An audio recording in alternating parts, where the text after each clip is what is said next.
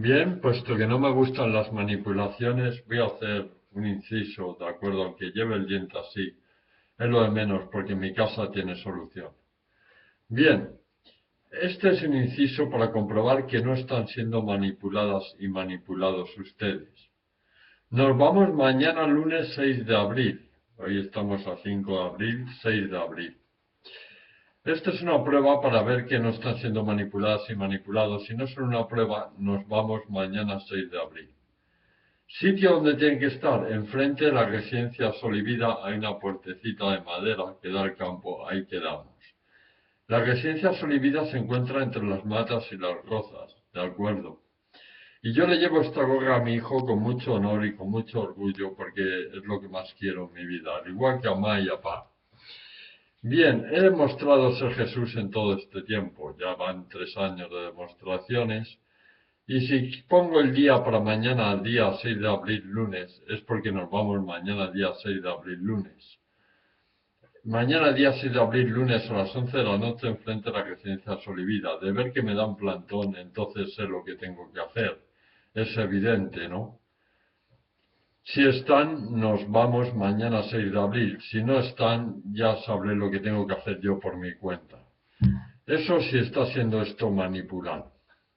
Es decir, me voy a enterar si está siendo manipulado mañana mismo, porque mañana quedo con ustedes a las 11 de la noche enfrente de la residencia Sol y Vida.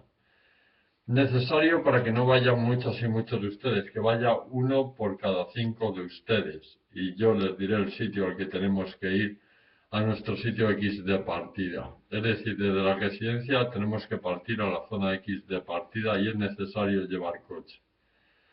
Bien. Pues creo que me he expresado clara y correctamente. Nos vamos mañana 6 de abril. Lunes, de acuerdo. Ustedes verán posiblemente manipulaciones. Me importan un bledo las manipulaciones.